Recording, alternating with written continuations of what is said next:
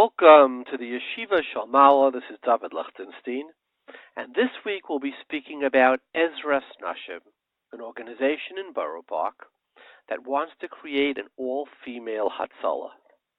Now, many of you know, or will say, certainly I will play, if you listen to some of my more strident messages I get from listeners, I'm a liberal, etc. So you would imagine that I would come out very strongly on the side. So we'll have an interesting group of interviews. We have Hagoyin Reb Herschel Shachter from Yeshivah Rabbi Dayan. We will have from Vizhnitz, the Vizhnitz Dayan, Rabbi Yaakov Zaideh from Williamsburg. And then we will have from 23-year Hatzolah member, Simcha Shane. I do want to say my producer made extensive efforts to reach out to Ezras Nashim. He actually called Ruchi Fryer, and she said she would come on. We had a time slot. At the last minute, she canceled. He called other members, and they were, for some reason, they were fearful to come on to explain their position. So we had to try to do our best to try to make it up in their absence. But it wasn't because of a lack of effort on our part. But before we go to our guests, I would like to say a word on the Parsha. So this week it says in the Torah, the story of Avram Avinu by the Bris Bein Absarim. So this happens immediately before the Bris Bein Absarim.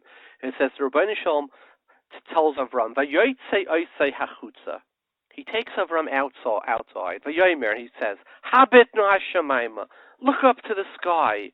Usfoyer hakechavim. Count the stars. Im tucha lispereisam. Can you then count them? Vayomer loy koyi ezaracha. So shall be your children. Okay, you can't count the stars. But then it continues. It says, B'mei eda kirishana. He says to Hashem, B'mei eda. So it says, Vayered ha'ayet, the story of the Bris Bein Absarim. And then the pasuk says, 5 psukim later, Vayehi Hashemesh lavai. And the sun began to set. Now, you read these psukim, and the kasha jumps out at you.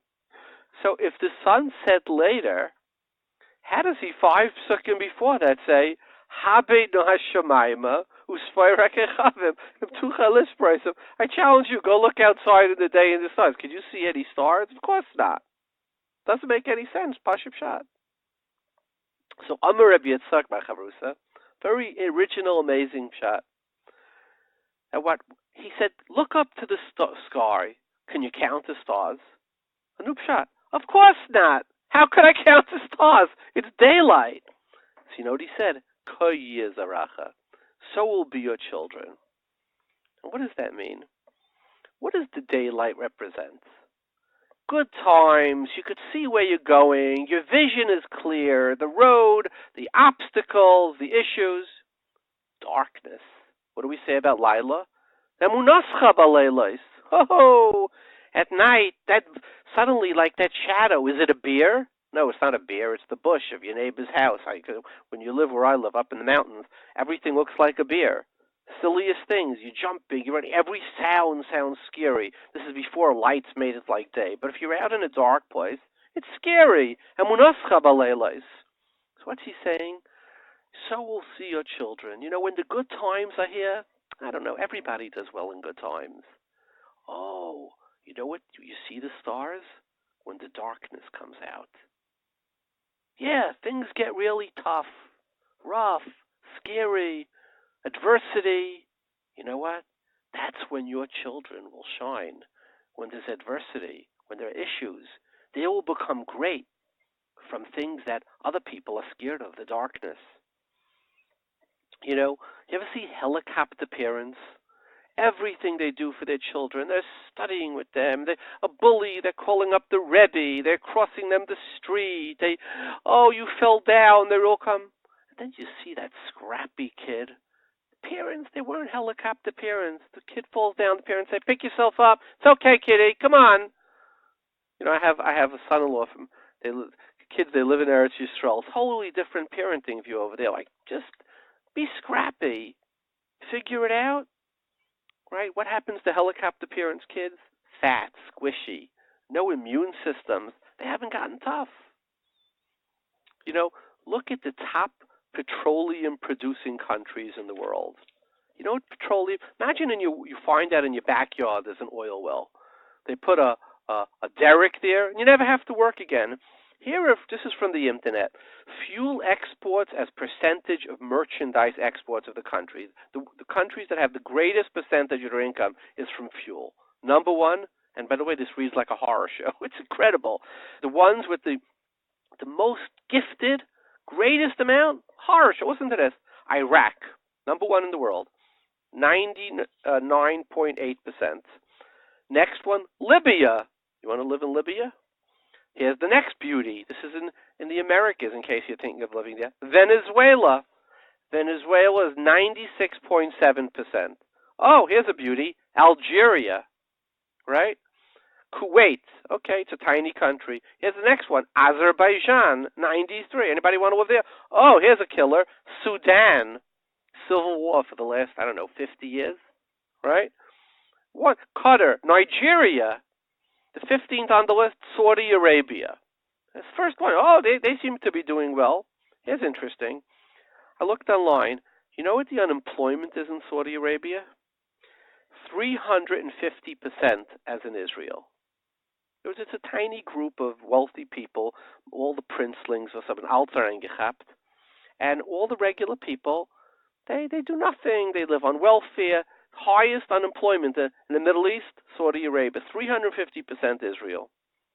And this is with 10 million foreign workers because nobody wants to work. And this is a teretz on Golda Meir. Golda Meir said she has a taina on Moshe Rabbeinu. What was Golda Meir's taina on Moshe Rabbeinu? It wasn't pshat in the Ramban or something. She said, why did Moses lead the Jews to the only country in the Middle East that doesn't have oil? And you know why? Because of this pasuk. Habed Hashabai would say, Hatucha lispereisam, koyi ezaracha, because nothing good comes from helicopter parenting. And I'll prove it to you in another area. Do you know that the greatest vineyards come from France? Nothing is as expensive as French wines. So what happened? A bunch of guys from California, enterprising guys, went to France. And they went to Chateau Lafite Rothschild, right? They went to Domaine Paul Cherrier. They went to Bordeaux, Chateau Petré. These are places where the wine sell for thousands of dollars a bottle. And they said, we're going to take some of their grapes. We'll get a hand on their grapes. They snuck in. They surreptitiously. They took the seeds. They went back to Sonoma in California. And they wanted to make it right, so they took a piece of land and they put in the best soil. They dug it out. They put in the best soil and they put in fertilizer, manure, and they wanted to transplant France to California. But the plants grew, and the wine was terrible. It just wasn't the same quality, and they couldn't figure it out. So they brought in a great French horticulture expert. And he looked at it and he said, of course not, you missed the boat. And they said, why? And he said, here's the rule of vineyards. He said, the rule is the vine has to struggle. We only plant vines on rocky soil. And the rockier it is, the greater the wine. And this has been tested. You can Google it. And what's the logic? Vines will take the water that's most available. So rich soil holds the water right by the roots. So it'll go 2 feet and it just sits there and gets fat and lazy. When it's rocky, the soils don't have the nutrients. The roots can go up to 30 feet underground.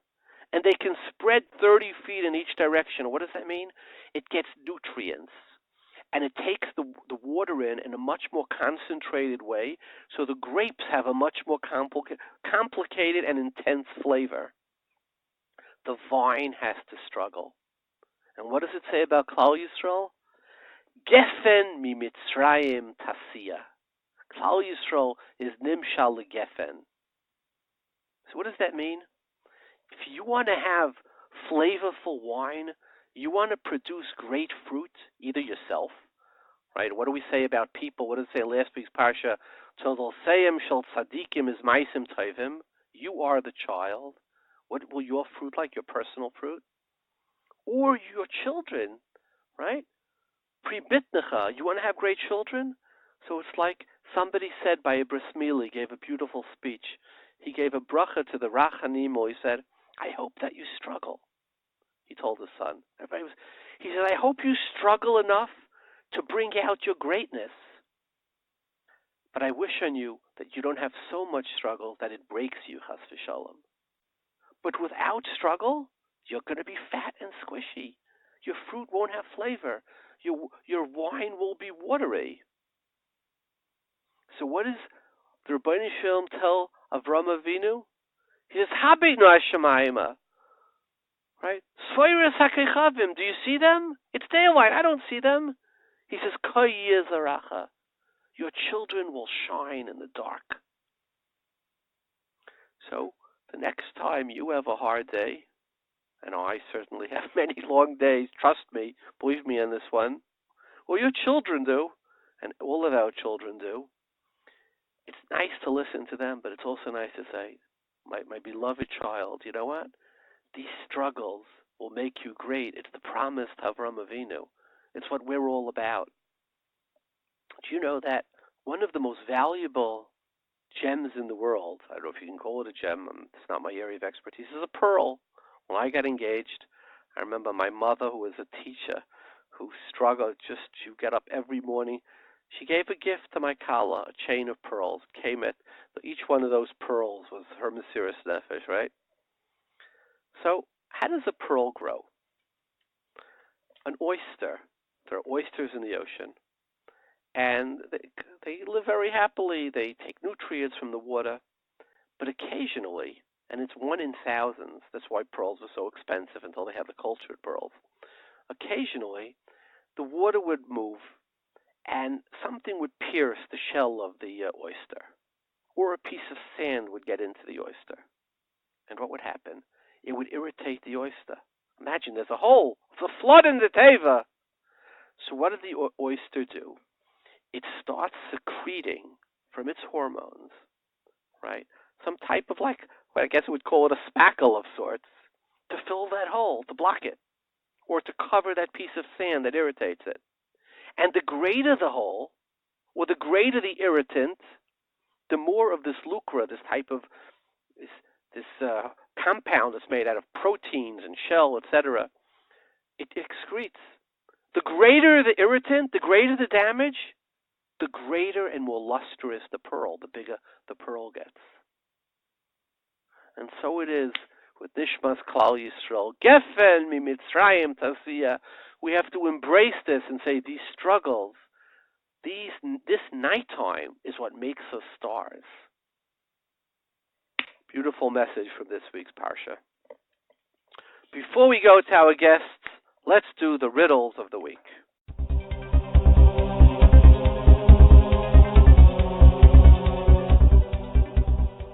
So here's our first riddle. We're going to do 2.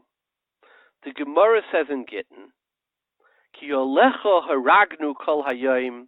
You will have, everybody here is, God willing, will have goes to a bris at some time. So if you're ever asked to, you buy a bris, you want to ask a good question for the olam to ponder over, this is a very convenient riddle, right? Rabbi Shua ben Levi Yomer, zu Mila shenitna b'shmini. So what does Rashi say? We're Gittin and Zayin and Aleph. Zimnin demayis. What does it mean, Alecha Ragnu? Mila is dangerous. Certainly in the olden times it was very dangerous, right? It was an element of children that died. And there's a mitzvah, Mila. So here's the Pella. What's the halacha? The Gemara in Yuma says, on Daf Pedalid, Ein holchem bepikuach nefesh acharev. And that's what Hatzolah, by the way. This week's program is about Hatzolah. Hatzolah is Mechal Shabbos for 1 in 1,000% chance that the person's in danger. That's the halacha. You don't go after Rav. You chayshish from miyuta to miyuta, right? So maybe 1 in 10,000 you wouldn't, but up to 1,000 for sure. Mechal Shabbos, because by pikuach nefesh you don't go after Rav. You chayshish lemiyat, a tiny miyat, right? All our Hatzolah members know that. So the question is, by Mila, Rashi brings in, but and the Gemara in Gittin and Zayin, it's a Gemara. Alacha ragnu kalayim. We put our children in danger. By Mila, what do you say? Look, Mila is one of the Taryag mitzvahs. It's not doicha pikuach nefesh, and by pikuach nefesh you chayshish for a miyat. So why don't we say the din of pikuach nefesh should be doicha Mila, or alternatively, let's learn out from Mila that we're not chayshish for a miyat of Misa. So that's the question, riddle number one. Why don't we learn from Mila that the chash of Misa, right, b'miyat, right, is not doicha a mitzvah, and why can Hatzolah be Mechal Shabbos? I shouldn't say Mechal Shabbos, be on Shabbos. What do we say? Pikuach nefesh is doicha. Well, it's a stira. That's riddle number one. Riddle number two. Another Mila question, and we're going to say this because we like to give you guys, the Olam here, something that they could use again and again. And a Mila question, we all have a bris to discuss. Here's another one. Everybody knows, right, that Mila, when do you do it? As early as possible. The Gemara in Psachim, Dalad Amar Aleph says, the Gemara says, by Nivdaik Mitzafra, maybe Badik in the morning, and you should learn it by Mila. Ubayayim Hashmini Yimol B'sar Lasi V'Tanya, Kala Yayim Kasha L'Mila. You can do it the whole day, but what's the klal by Mila? There's reason, Makdimin L'Mitzvahs. Right? Kala Yayim Kulai Kasha L'Mila. And the Shulchan Aruch in Hilchas Mila in Reish Samach Bey says, Ein Moen Asher Tanat Tzachama B'Yim Hashmini. And it says, Kala Yayim Kasha L'Mila. Allah shows reason, Makdimin L'Mitzvahs. Umaon Miyad Babayker. Right? Where do we know, by the way, the din of reason, Makdimin L'Mitzvahs, the Gemara says? In also Psachim Davdalit, because it says Vayashkem Avram Babayker by that Keda. So we learn from Avram the din of Zrizin Magdim Lemitzvahs. It's a Pella. What does it say in this week's Parsha? Avram ben Tishim v'Teisha Shanim, right? V'Yimolei B'Sar Lasei Be'etzem Hayayim Hazeh Nimel Avram Yishmel Be'etzem Hayayim Hazeh, right? So Tzarachiyin, it says Be'etzem Hayayim Hazeh, right? What does it say in Perkid Rebbe Lazar and Perichavtes? It says, Karel Shain ben Rayach, Umal es Psar Lasei, Vishmol ben Be'etzem Hayayim Hazeh, Etzem Hayayim Hazeh, Medrash says, means Gvuras Hashemesh Bechatzi Hayayim. Be'etzem Hayayim means in the prime of the day.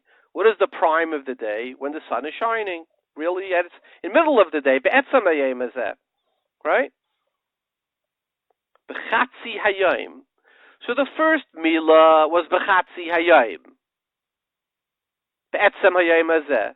And yet we say, we learn from Avram Bayashki Avram Bavar by that Keda, Zrizim Magdim Lemitzvahs. If from Avram we learn Zrizim Magdim Lemitzvahs, why Avram in his first Mila did he not do it at the beginning of the day? Why did he wait to Be'etzem Hayayim Hazeh? Those are our two riddles. Let's go to our wonderful guests. We're honored to have with us Harav Hagoyin, Reb Herschel Shachter, the Rosh Yeshivah of Rabbi Chanan, and the Koil with us on the line. Welcome to the Rosh Yeshivah. Good evening, Shalom Aleichem. So in Borough Park, they recently brought out a new organization called Ezras Nashim, which is a Hatzolah specifically for women, manned by women, and it's for women. Manned is I guess, the wrong word to use. It's the Hatzolah. These Ezras Nashim members, the sort of Hatzolah members, are women, and it's for women because there could be childbirth or other areas where there's an issue of tznius, of sensitivity, and I'd like to hear the Rosh Yeshiva's opinion. Sounds like a very nice idea. Okay, my wife had a ninth baby was born at home. And when my wife called for, because she wasn't able to go to the hospital. So when she called for Hatzolah to help her, so there was one woman here in Washington, it's one woman and a few men. If there would have been all women, she would have been happier. Adarabba. That sounds like a very nice idea. I mean, when a woman needs some help, she should call the women to Hatzolah. Very nice. So even though women are not makbid, or many women, some are, not to use female doctors only, but it's still worth it? Very nice. Why does it cost more money? So here are some of the issues I'd like the Rav's opinion. One is that the response time is, at least at this point, much worse, or this is the testimony we've had is worse than the regular Hatzolah. So when it could be an issue of pikuach nefesh. Oh, that's one issue, right? And another issue is that 2%. This is what I heard from a Hatzolah expert that I know. He said around 2% of all Hatzolah calls are calls that have to do with, let's say, sort of sensitive type of things. 50% are male, 50% are female. The 50% that are female, out of those, only around 5% or so are where it's a woman giving birth, where there's issues of tznius. So the question is, as a community where Hatzolah itself is a luxury that the rest of the world doesn't have, so you have to now replicate ambulances, you have to replicate equipment. Is it worth it for our community? There are so many tzrachim in tzedakah. There are so many tuition issues, shidduchim issues. The schools can't afford. Many of the schools can't afford good English department because the tuition doesn't cover it. On our list of priorities, should there be something like, A, we're doing Hatzolah, B, for 2% of Hatzolah calls, to be worried about a woman who's in such a situation. So would that rise to the level where we should be using tzedakah dollars for it? So those are the two questions. One is that there could be a slower response time. Two, where should it rank in our priority of needs? How come there's a slower response time? Because they just started.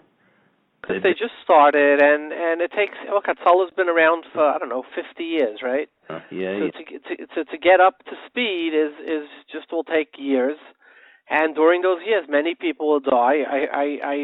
I don't know if it's true or not. It's because I saw blogs. You don't know what it is. Somebody sent that a woman in Borough Park died last week because they wanted only this Hatzolah and they just couldn't get there in time. I don't know if that's true or not. So those are the two questions that I'm asking the Rav. One is if it could be goyrem, a slow, a delayed response time, and B, where should it be in our priorities of tzedakah?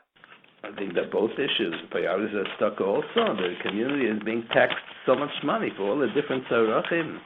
It's talking not right. If it's only 2-3%, such a small percent of these kind of sensitive things, that's not right to spend tens of thousands of dollars for that. It's probably hundreds of thousands of dollars when you add in separate ambulances and separate equipment, etc. It's talking not right. And what does Rosh Yeshivah think, as not as a separate Hatzolah itself, having men and women in the same Hatzolah group so that the women could use the same equipment, etc., and to cut out the cost of not having a separate Hatzolah, but Hatzolah that sort of has men and women as part of the same organization? I don't see what's wrong. We don't want to have preachers, but let's say if a woman needs some help, so can't they call the women? When a woman needs help, they can call the women to come. When the man needs help, they can call men to come.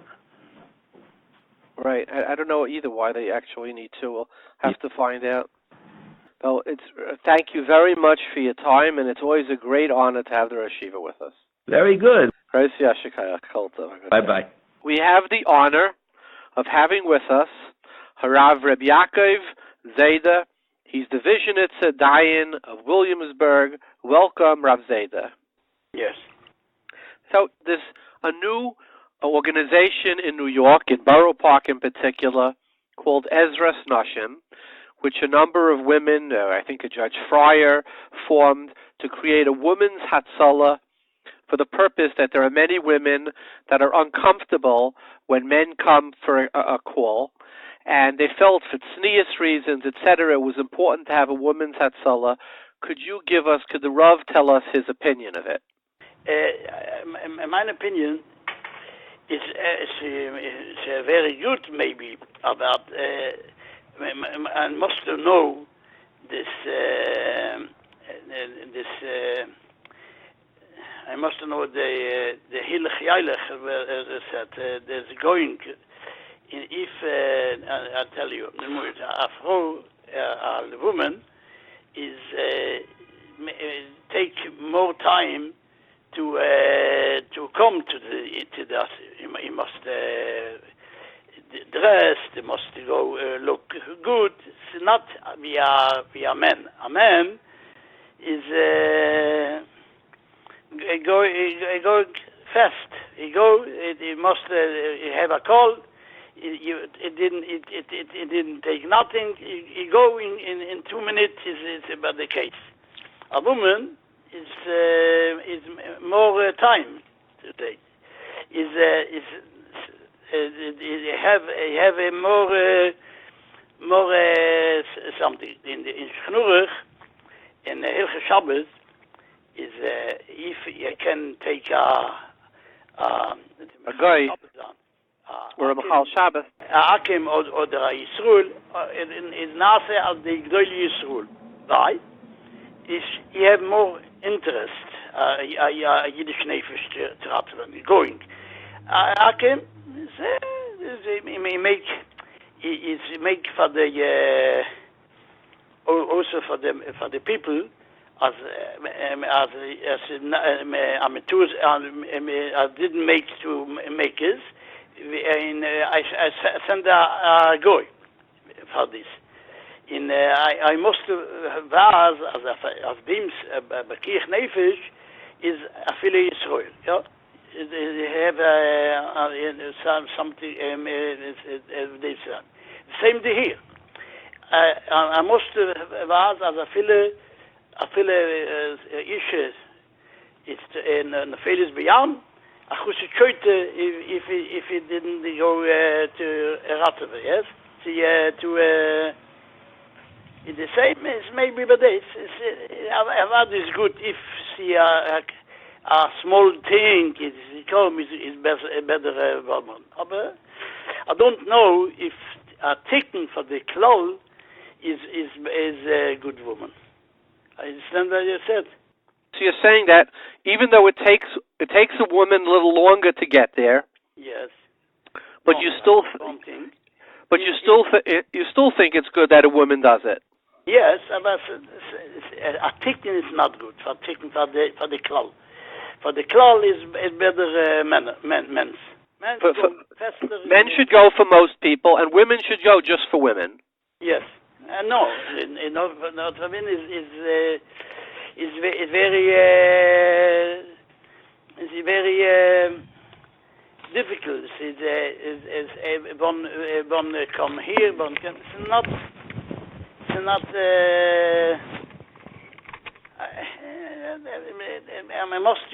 must spoke to the Hatzolah.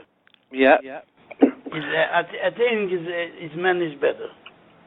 So you think men is better because they could come quicker? Yeah, quicker in Ooget.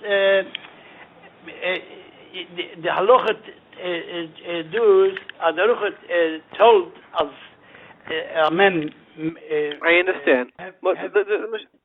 He's referring to the Shulchan Aruch. I think it's in Shin Vav that says if you can machal al yedei Yisrael al yedei things. So the Ramah says it's better to take a Yisrael for many reasons. One of them is Rizis. Another one is that people should see that there's a mitzvah to be machal Shabbos or machal.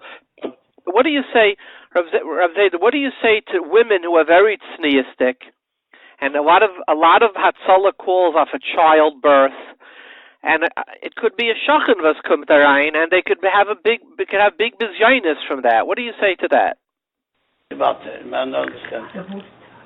What happens if you have as Mahata Frey, right? Yeah. And she's giving birth, and Hatzolah comes. Yeah. So who wants to have a bunch of men neighbors being the one who give birth, be there by the Leda? So it could cause very big bizyonis. It could cause a pirtz and sneas. Okay. A lot of women are makbid to go to a lot of women. Asach freien gehen nuts a reife versus a man. I mean, there is an element of edelkeit and sneas over here, no? Yes, no. And I'll tell you. In the time when you have time, you go to a doctor. She go to a doctor. You have time. You go to a doctor. It's a woman doctor. It's better. But in the spoke here that didn't have time. Yeah, so must to go faster. Must to go right. Yes. In this time, maybe she have. Feelings for the woman that is not good, but the feeling You're saying you're saying, Rav Zaida, you're saying b'makom pikuach nefesh, yes. right? We leave edelkeit on the side. Yes, yes. Okay, that's a very clear halacha. I thank you very much for your time, Rav Zaida. Have a tzluch in holding, in the best. Amen. Thank you so much. Kolta, bye-bye. We have on the phone with us Simcha Shane, who is the president of Paraflight. Paraflight is a company that flies medical people in need of medical assistance to hospitals all around the United States and all around the world. He is also the organ donors and organ transplants. He is the number one purveyor of both of these services to the Fruma community. He is a Hatzolah member for over 23 years. He is obviously a paramedic. I don't want to hurt his business, but he does do a lot of chesed. A lot of what he does is chesed too. But at Paraflight, Simcha, please don't shoot me for saying that. And I want to make very clear, he is not speaking for Hatzolah. He is speaking as an individual who happens to be a 23-year Hatzolah member, but as somebody who has extensive experience dealing and flying with critically ill patients. Welcome, Reb Simcha. Thank you, Reb Zaida. So, Ezras Nashim, there are two sides to this argument. I don't think most anybody denies the fact that if a woman is going through, let's say, childbirth, take the most extreme thing, and for Hatzolah guys who are absolutely, by the way, I am the biggest fan. I think they're tzaddikim. I think as a community we should give them shlishi every Shabbos. Imagine waking up at 3 in the morning, running to a call. I would never fall back asleep again. So their entire lives are interrupted by this incredible community service. But now, so these 3 tzaddikim show up by your door. 2 of them daven in the same shul. And yet you have a woman who's giving childbirth. Imagine the humiliation, right? Which I could very well understand. Just imagine, put it the other way. Imagine if 3 women showed up, and it's in a guy who's undergoing some type of genital disease that's all the guys have to do some type of, doesn't exist, I don't think, anything like this, but you can imagine you would be embarrassed if they were neighbors, right? So I think everybody recognizes the sensitivity. But the question is, as a community, we have limited resources. And should we be spending our resources on creating another organization because of this? According to one Hatzolah member, it's 2% of the cases. That's one issue. And B, the response time could be considerably worse, right? And number 3, a lot of it is listing heavy people. I mean, you could have a woman, look, 70% of America, 70%, this is as of today, is overweight or obese. So you have these 2 or 3 Hatzolah members show up, and now they have to pick up, let's say, a 250-pound woman and put her on a stretcher. Can they physically do it? So I think it's not a debate of would it be in a perfect world a better thing. It's just a question is, does it really make sense? And that is, as a 23-year paramedic, could you please help us understand it? Wow. So first of all, thank you for that warm introduction. Second, you've covered quite a number of issues, and I'm going to try to address some of them as I recall. So the first thing I addressed was humiliation. I'm not going to tell you that. I've never heard from any female patients that they were humiliated in any way, shape, or form. Hatzolah pays extreme attention to tznius. We're very, very aware. We do whatever we can to go above and beyond to make sure to protect the patient's dignity and the patient's tznius. As far as wait, but Reb Simcha, let me go back to this. Childbirth exposes the most private part of a woman's body, right? Can't you understand that when 3 neighbors show up, maybe 2 of the guys daven in Herschel, that this could be extremely humiliating? Yes, so it's interesting that in the community that I'm in, we do our best. If it's somebody like our immediate neighbor, we probably won't respond to there. Or we'll respond just until somebody comes in and we'll take over. If it's somebody that we know, we'll step away and let other people take over. So I said we're aware. If we're davening in the same shul, we'll do our best to step away and try to get somebody else to cover, to take over that treatment and take over the transport. Of course, it gets a little different if you're the paramedic there and there's nobody else to respond close by. But I've never been in a position where a patient told us or even insinuated that they felt humiliated. Wait, so let me just go back to that. And how many let's say, childbirths or other type of sensitive situations have you been at in your 23 years? So I delivered over 70 children. 70? 70, yeah. And believe me, there are people who have delivered a lot more than me. You live in and certain yet communities. And you've never had a woman who felt that she was embarrassed by it? That's amazing. That's an astonishing number. Listen, I can't tell you what she felt or what she did, and I'm sure everybody knows that the ideal place to deliver a baby is in the hospital. And we do whatever we can to get there as quickly as possible, because our ultimate goal is to get them to the hospital. Sometimes it's just a little too late. We deliver the child, but I've never actually heard any woman say that they were humiliated by us. Maybe I can't tell you that's the most comfortable thing for them. I don't. When I say humiliated is a strong word because it means it sort of shows some type of a malicious or callous or et cetera. But embarrassed would be a better word. Well, I'm sure they prefer to deliver in the hospital. Now, that being said, there's been many instances, especially in Lakewood where I'm from, where they have their Lamaze coach might come along with them in the ambulance, and we're very fine with them coming along. So they sit, they can help them with their breathing techniques, and when the delivery comes in, we'll take over. And again, there's times that we've had female doctors who came along with us. You know, they came from their doctor's office, they came along in the back of the ambulance, and they had another way for them to get back afterwards. And again, we're there in support in case Chas Hashem something goes wrong, then we're there to step in and help them. The most important thing that people need to understand is in order to be able to treat patients, you need tremendous amount of shemesh, especially when it comes to OBGYN emergencies. In all Hatzolas, I believe, you need to have extensive experience before they'll even allow you to respond to a maternity call.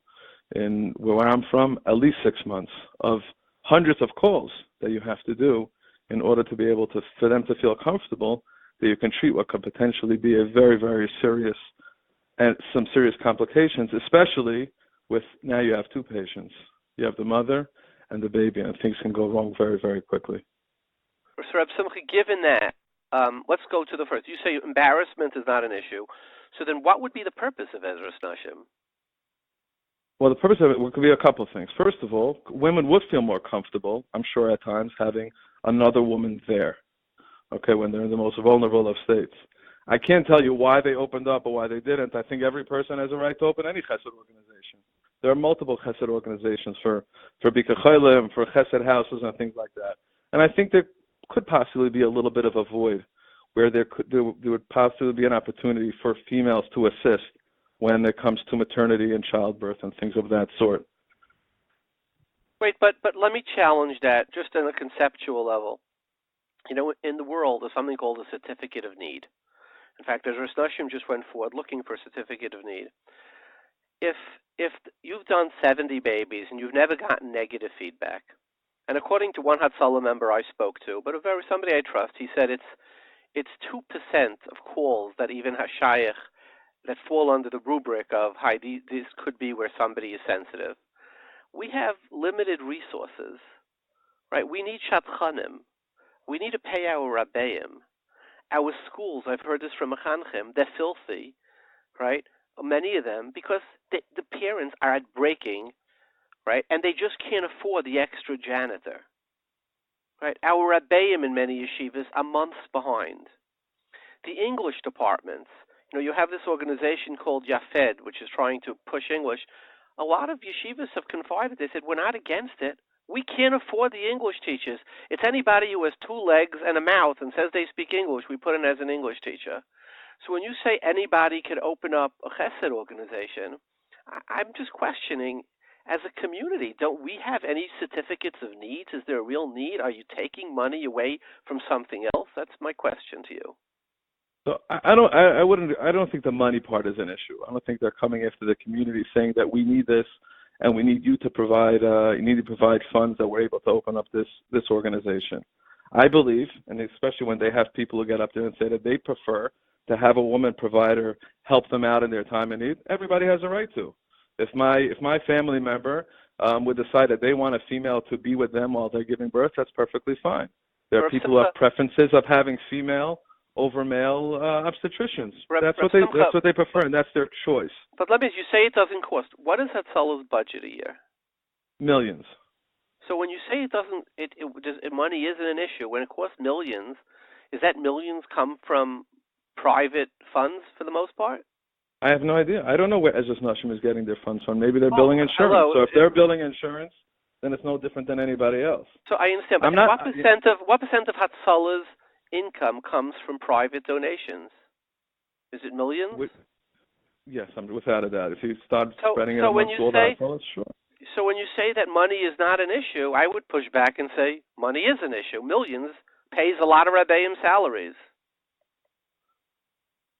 I hear you. I'm asking this as a question. I don't know that opinion. I don't know that this came down. I don't know that this issue comes down to money. Okay. I don't think that was the issue where people are saying, and I don't think if people are not going to give money to whatever organization, they're going to give it to something else. I think everybody has a right to do whatever they choose to do. If somebody feels that this is a nitzrach and this is something that they want to give money to, then that same person is not going to give. The same person is not giving money to a yeshiva. Is not going to say, "Oh, I have some more money that I'm not going to give to another organization, and now I'm going to choose to give it to this." Everybody has a right to do whatever they choose to with their funds, and every person has a right to open an organization. Now, there are some serious issues. But let me go back on this point. Simcha, I want to go back on this point, and it's something that I personally, I'm not sure I agree with you. I live in Wesley Hills in Muncie, right?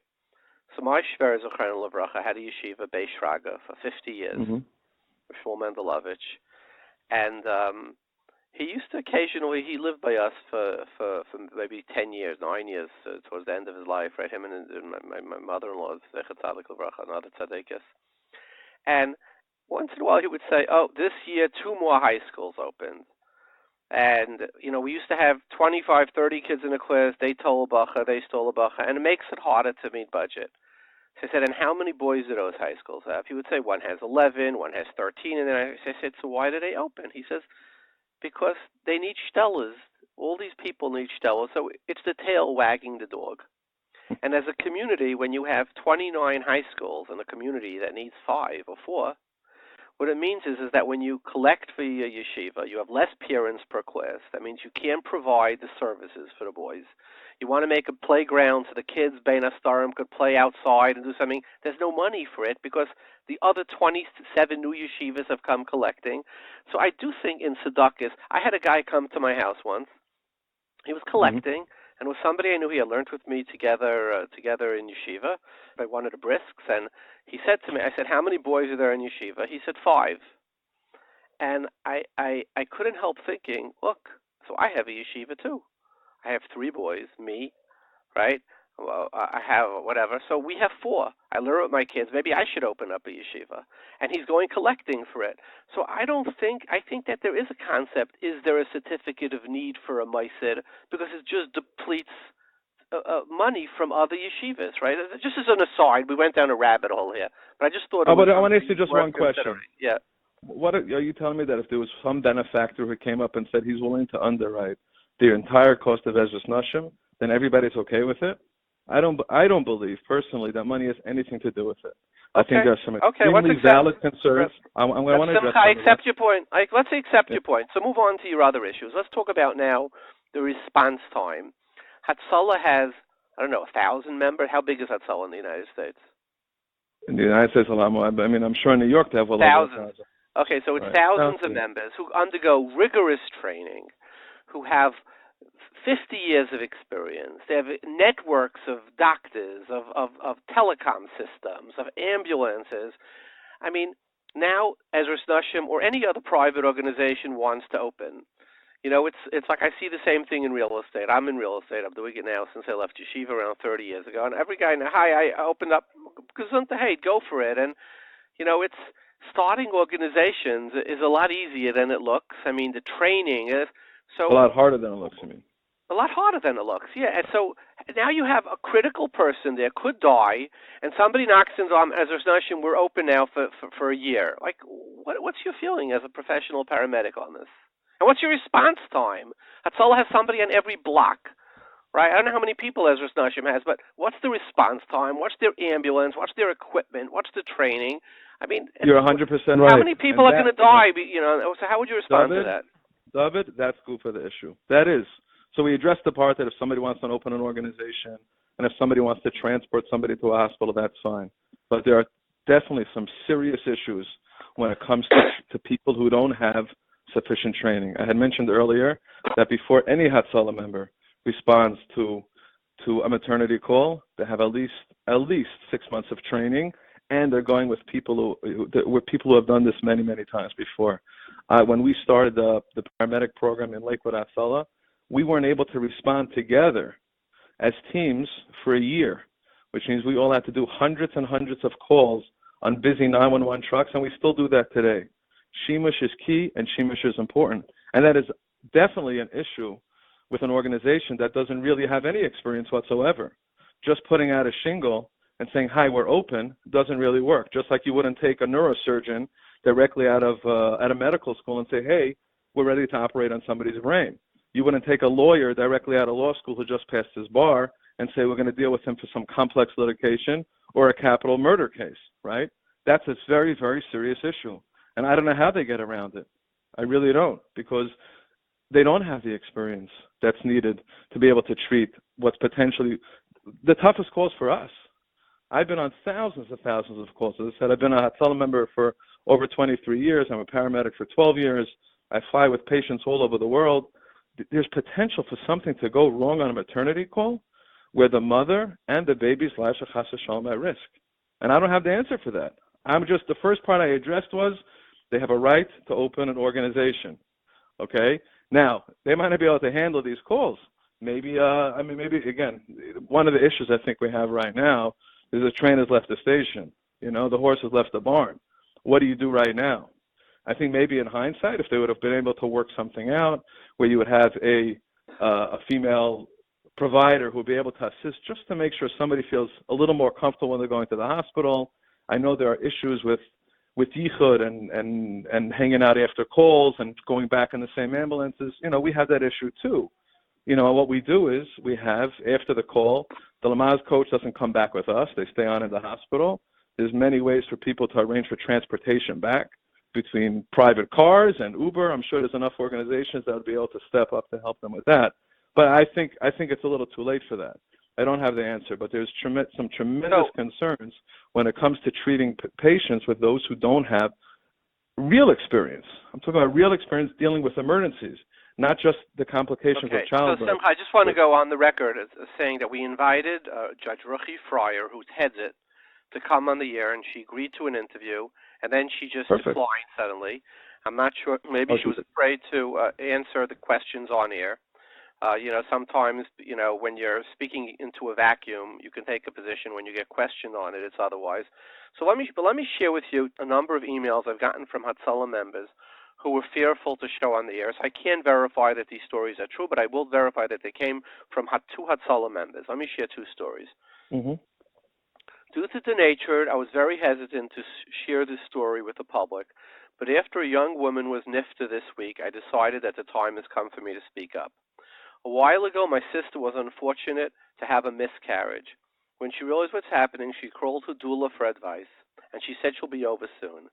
Before long, she started bleeding very heavily and realized that this is a true emergency. Thinking that she's being from, she called on Ezras Nashim for help. A short while later, an EN and Ezras Nashim volunteer arrived. At that time, she started to feel dizzy and had to lay down on the floor while still bleeding heavily. Then another lady arrived. They both tried calming her down. My sister kept asking, where is the ambulance? They kept on reassuring her that the ambulance is on the way and will be there momentarily. All this time, they did not call for paramedics, although the fluids were clearly needing as she was bleeding out fast. After 20 minutes or so, the doula walked into the house. She couldn't believe her eyes. My sister lying in a pool of blood, and two nice ladies, each holding one hand, were standing there helplessly. At this point, she was extremely pale, dizzy, and weak.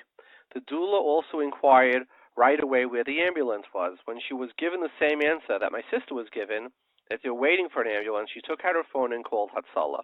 Needless to say, in under a minute, a Hatzolah member was at the door. He right away realized the critical state she was in, and he called in for paramedics. In no time, she had two paramedics at her side, starting IV lines on both of her arms and forcing fluids in to keep the blood pressure from going even lower. They quickly whisked her out, called the ambulance ahead and notifying coming in with a critical patient. The doctor later explained to her the grave condition she was in. Her blood pressure was less than 60. He was of the opinion that had gone a little lower. She had been gone into a shock where there was no point. Right? A neighbor told me 911 pulled up a few minutes after Hatzolah left. All in all, she needed a lot of blood transfusions, but she survived. He says, I want to be very clear. I'm not here to badmouth people, but my sister naively believed that Ezras Nashim is the same exact for Hatzolah, except in a woman's version, which was a real win-win situation. The fact is that in order to provide the care, you have to have years of experience and a network that can be activated at a moment's notice. Paramedics, ambulances, extra members in case of heavy patients, too heavy to lift, in other words, connections with doctors. What bothers me most, it's unconscionable how Ezras Nashim advertises they are highly trained and mislead the public by giving the impression they can handle emergencies. It's not true. Moreover, when the Ezras Nashim realized that it was truly life-threatening, why didn't they call Hatzolah? To me, this is Ritzicha. The only conclusion I can reach is that Ezras Nashim was not there for the right reasons. It's not about saving lives. That's why they failed my sister and the woman yesterday we'll go into. The only difference is my sister survived and the other woman was nifta. Here's another one. That was one email. This is important for you to know. This is from a 732 area code. I don't know who it is. This is what happened last night in the heart of Borough Park at 2 a.m. I heard it from the family. A husband came up from his office to his house and found his wife lying unconscious. He ran to get Hatzolah's number.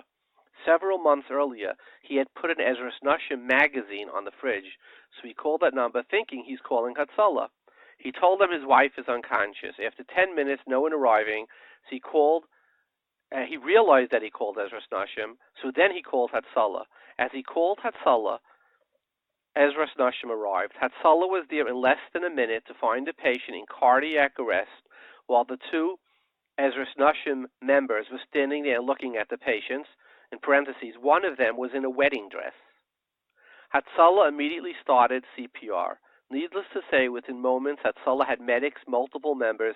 10 minutes after Hatzolah showed up, 911 showed up. The woman was nifta. Right? So that's beyond. There's no words. And then he writes, don't put up an Ezras Nashim sticker before you analyze last night's story, because chas v'shalom, if you're in a real emergency, you'll not have time to analyze. You'll be dialing an Ezras Nashim number. You'll dial the number that's on the sticker. So his question 1, why did it take 10 minutes for them to arrive? Question 2, why did the Ezras Nashim first responders not start CPR immediately? Question 3, when the Ezras Nashim dispatchers got the call and it was a serious emergency, why did they not call Hatzolah? They know that Hatzolah has members awake sitting in a car 2 blocks away. We all know that when a patient is in cardiac arrest, every split second counts. The earlier you start CPR and AED, I don't know what AED stands for, the better chance of survival. Automated external defibrillator. Okay. Question 4, when Ezras Nashim members got to the scene and saw the patient is in cardiac arrest, why at this point did they not call Hatzolah to help them? Why? And question 5, why is not Hatzolah not making a fuss? Why is Hatzolah not notifying the public about this? People are dying because of this. Is this the time to be politically correct? This is coming down to life and death situations. Why isn't Hatzolah screaming, we provide protection to the community, you will die if you don't use us? I am writing this because I myself, when I have certain medical emergencies, called Ezras Nashim and they nearly killed me. Okay? So how would you, as a 23 Hatzolah member, a paramedic, somebody who runs the #1 ambulance and air flight for critical patients, but is also, I know you as an individual, is particularly sensitive to women's rights, to respect of women, etc. How would you, if you had to explain this from the Ezras Nashim side, how could you? I could not. There's no way I can. And that's the biggest issue that they have, is that they have nobody who was trained properly or adequately. If they had some females who worked in a 911 system and had years of experience, and they were able to get to calls quickly, and they learned how to lift and carry, and they knew how to drive ambulances and vehicles, lights and sirens, that might be an option. But yeah, first of all, these 2 stories are absolutely terrible, and they're heartbreaking, and it should never have happened. And I think one of the issues are that, first of all, if they don't have the experience, they can't even recognize that they have an emergency, right? So they might not recognize that somebody's in cardiac arrest, or that they're hypotensive, or that they have a blood pressure of 60/40. That's an issue. As far as them not calling Hatzolah, that becomes a political ploy on their side. I'm pretty confident, and I'll just assume that they probably have strict guidelines in there to make sure not to call Hatzolah, because if Hatzolah comes and saves their lives, it probably doesn't look great for them. But yeah, there's some serious challenges. When I said l'chatchila that anyone is entitled to open a chesed organization, they have to be able to fulfill a need, especially when it comes to saving lives, right? It's not where you're going to have a chesed house where the heat or the air conditioning doesn't work, or you might burn or serve frozen food, for when you're giving somebody food, during a Bikkur Cholim organization. They have the potential of really, really hurting and potentially killing people. So I don't know how they'll get around that. I don't know how they'll get around that problem or that dilemma, because they don't have adequate training. And as I said, just going through medic school or going through EMT school doesn't qualify somebody to be able to treat a patient properly. And yes, Hatzolah is a humongous resource, and Hatzolah has, and the reason that it takes them probably so long to get there is because, first of all, Hatzolah members, guys, are going to probably get out there a lot quicker than everybody else. They're floating, they're driving around, they're going from their businesses, they get there very quickly, and of course, Hatzolah's resources are enormous. If Hatzolah had to bring 40 ambulances together, they can do it, right? They did it at 9/11. They do it by any MCI, whatever they need, any resources they have. But Ezra's Nashim is not even using Hatzolah as a resource. So what's their resource? A 911 ambulance that they're going to call that's going to have a delayed response of 10, 15, 20 minutes? That doesn't work. So, Simcha, we had on the Vizhnitz Dayan, and I believe he said, or if he didn't, so then forgive me, I'll just say it, but I have a day job, so my memory is not so good. The Gemara says, Ezehu Chassid Shaiter. Right? In other words, Chassid means somebody who wants to do something that seems meritorious, correct, rightful, kind, l'fnei mishur sadin. Somebody, Gemara says, Misha roya isha tevas benar. He sees a woman drowning, and he says, Al tznius, I'm not going to put my hand out to save her. So the Gemara says it's a chassid shaita. In other words, what does it mean? The road to hell was paved with good intentions. You wanted to do a midas chasidus, you're a shaita, it's wrong. So the vision of Dayan basically sort of, intimated, he said, when somebody wants to do something fitznius the other way, let's save women, not make them be embarrassed. But on the other hand, it could be the equivalent of not reaching out, putting the woman's life at risk. Could it be something that's very well intentioned, but is actually a gather of a chassid shaita? Yes, I believe so. As I said, if they came across with people who had extensive training, and they had maybe an ER physician or a neonatologist who works with them, who's trained to deal with these emergencies, is one thing. But they really don't, And what I'm referring to, if they want to open an organization, is if they just want to, have a person go along with them on the transfer, just so that the woman is more comfortable, that to me would be absolutely fine. And of course you have to get around this certain, I'm sure there's gedarim that have to be put wait, up. So let's talk about that. Let's talk about this. What do you think about Hatzolah having a group of women members who are highly trained, that when they get a call and they say, so-and-so, Hani's in childbirth, so-and-so, a woman joins the team for that event, right? And she says, look, she's giving birth. Could you guys step out of the room? I want to deal with this. What do you think of that option? So which, by the way, Reb Herschel Shachter thought would be a good option. Clearly, we recognize that, guys and girls working together is certainly not our way as historically, right? And it's just it's a dangerous precedent. What do you think of that? Could it be that for the? My point is we're trying to help in tznius by having a woman there. But on the other hand, we're sort of it's a slip. The other side of it is we may be negating tznius by having men and working together. It's a conundrum. What do you think of that? And talk about Square. Right. So first of all, I believe Square has a team of people that show up, whether it's a team or one or two people, whatever they have, who assist. I don't know if they're doing the actual delivery or that they're doing the post care for the postpartum care for the patient. I'm not sure about that, but I'm sure I'm sure that people who are smarter than me and more educated than me have reviewed that, and it's a decision that Hatzolas will have to make collectively on what they want to do. As far as you had mentioned that having the females come in and having everybody else leave the room, that's not a smart idea either, because when something goes wrong, chas v'shalom, so if a baby comes out is not breathing adequately, or the heart rate is diminished, or chas v'shalom, they're in, the mother's losing a tremendous amounts of blood, you don't want to sit and wait until somebody else decides that it's an emergency. What does Severa do? How does Severa deal with it? I don't know. I'm not sure. I just heard that they have that, and I believe there's other communities who have something similar as well. As I mentioned earlier, in our community, we do have some Lamaz coaches who come along with us, and they sit over there. They're in the ambulance. They come along on the transport. As I said before, we hope not to have to deliver. If we do, then we do that. But the Lamaz coach sits there on the side to encourage and to assist and to make the patient feel more comfortable. But that's really as far as they go. As far as the treatment, the stabilizing, now you're treating 2 patients in the back of an ambulance, that's strictly done by Hatzolah members, and it should continue to do so. Right. I mean, the Gemara really in Kedushin and Daf Pei Beis Amud Aleph actually talks about the concept of Kol Misha Sakavim Nashim, right? In other words, it seems it's mutter, but the Gemara says Kol Shasakavim Hanashim Surura, working together. The Gemara says Surura could create issues. So the ideas that I'm suggesting is like everything else has a Makayr in Talmud. Let me ask you one last question. This is just a philosophical question. I know that if I get up at 3 in the morning because something happened, somebody, a door window to going back to sleep, as that said, I go down to my study and that's where I'll spend, the rest of my day is shot pretty much, but I'll spend my few hours in my study. I have Baruch Hashem, I'm surrounded by all my friends, Abaya, Rava, Rav Huna, Rav Chizda, but I can't fall back asleep. How do Hatzolah members? It's 3 in the morning, somebody's sick. 4 in the morning. How do you function as human beings? Well, there's actually a part that you're not even addressing. You see, you're talking about the member who gets woken up, who goes on the call and has to come back. You understand that thousands of Hatzolah members, everybody gets woken up every single night, okay, because the radio goes off. So they say any units available in whatever area. So if it's not for you, right, now you have to try to go back to sleep. So how do you just imagine, if I called you up, okay, I called you up every single night 5 times to say, David, hi. I couldn't. Hello. I don't sell boilers. Okay.